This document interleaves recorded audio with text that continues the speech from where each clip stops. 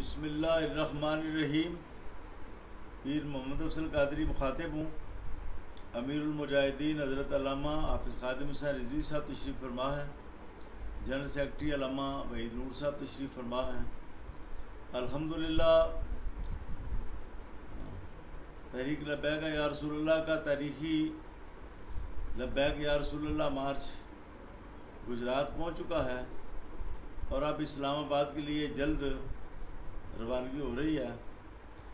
الحمدللہ ہزارہ لوگ جن میں علماء ہیں، مشائخ ہیں، سادات ہیں، جن میں ہمارے عہدیداران ہیں، کراچی سے لے کر دور دراز علاقوں تک کے مہمان اس میں شامل ہیں۔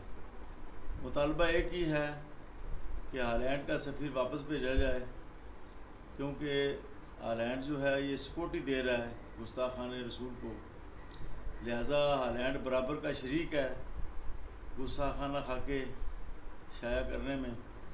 یا تو گستاخانہ خاکے روکے جائیں یا پھر جب تک نہیں روکے جاتے سفیر کو واپس بھیجا جائے۔ باقی یو این او میں جو بھیجا ہے یا او آئی سی، آج تک کوئی مسئلہ اس مسلمانوں کا نہ یو این او نے حل کیا ہے نہ او آئی سی نے۔ اس پر سخت ترین اقدامات کی ضرورت ہے اور ہم چاہتے ہیں کہ پاکستان کی حکومت سخت ترین اقدامات لے تاکہ دیگر اسلامی ممالک بھی اس کی تقلید کریں اور ثابت ہو جائے کہ پاکستان واقعتاً ہی اسلام کا قلعہ ہے۔ ہم ہر قیمت پر اسلام آباد جائیں گے انشاءاللہ العزیز، اور جتنے بھی ہمارے کارکن ہیں، علماء، مشائخ ہیں، تمام شعبہ زندگی کے مسلمان، کسان ہیں، مزدور ہیں، تاجر ہیں، ڈاکٹر ہیں، انجینئر ہیں، وکیل ہیں، سب گجرات سے ابھی ہمارے ساتھ شامل ہوں۔ جو یہاں سے نہیں ہو سکتے وہ لالا موسیٰ پہنچ جائیں، لالا موسیٰ نہیں پہنچ سکتے آگے کھاریاں آ جائیں، سرائے عالمگیر آ جائیں۔